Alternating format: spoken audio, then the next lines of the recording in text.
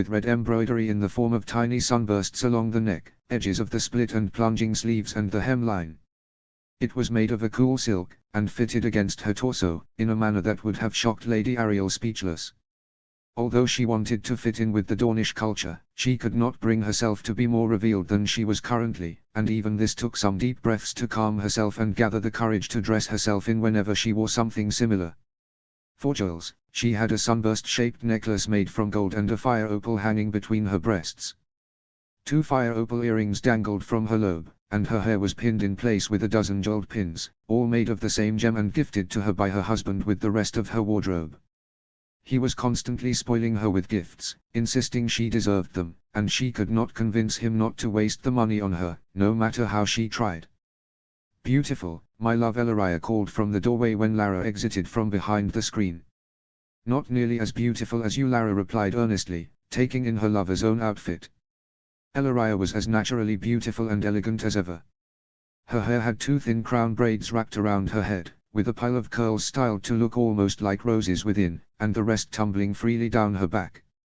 She wore a backless dress of gold without sleeves that tied around her neck in a bow and a plunging neckline that seemed to go almost to her belly button and showed a faint glimpse of her breasts with the flames of House Eula decorating the skirts.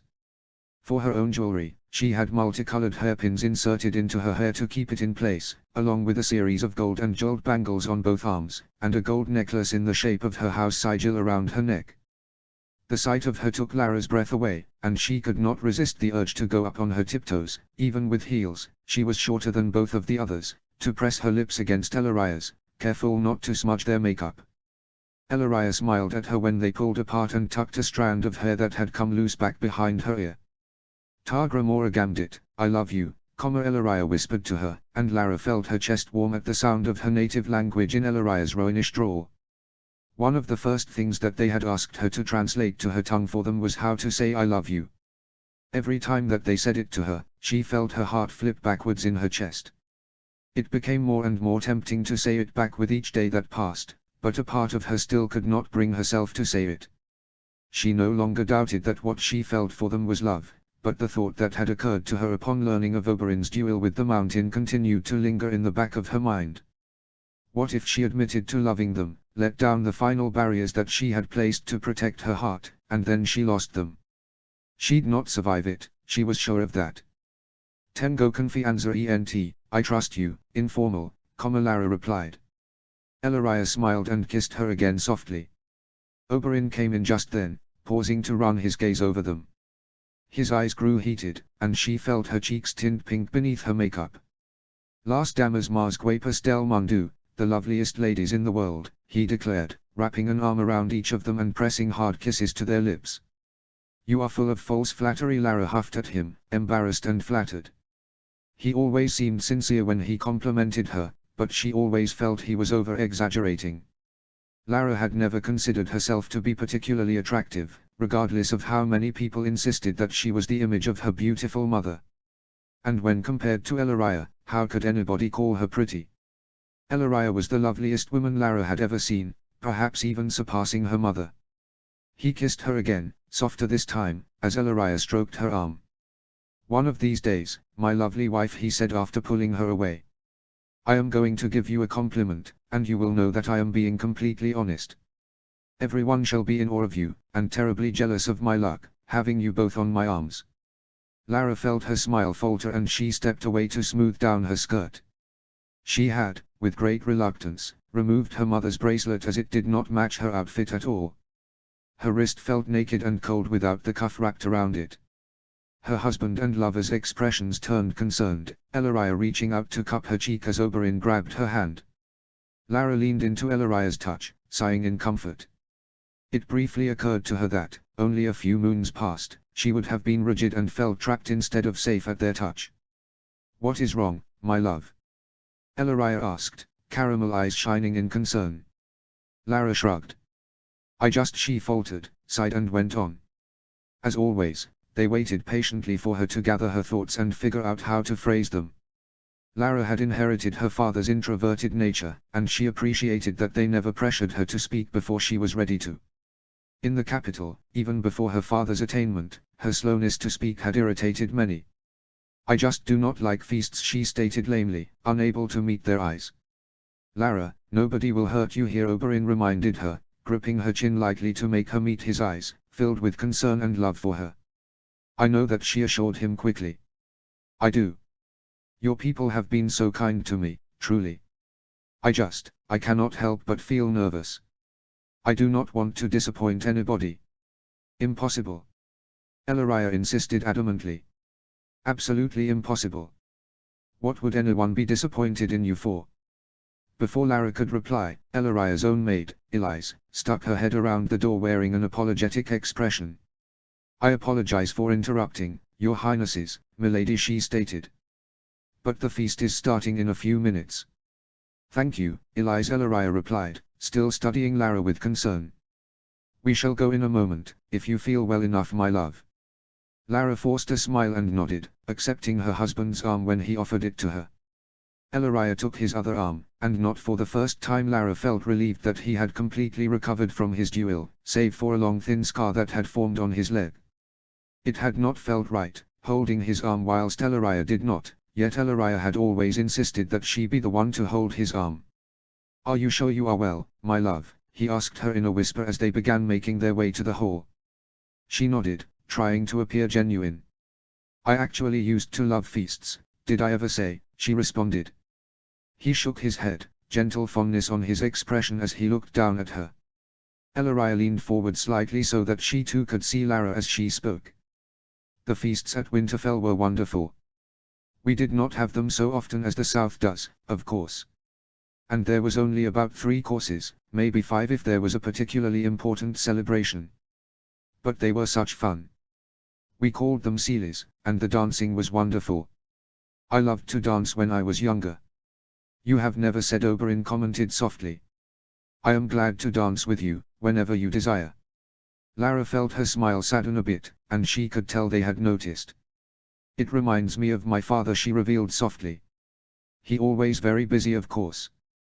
But he tried to spend time with each of us daily, and he helped me learn to dance as well as ride.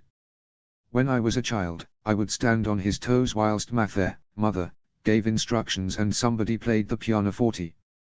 They made such a sight. Anybody could tell that they were in love.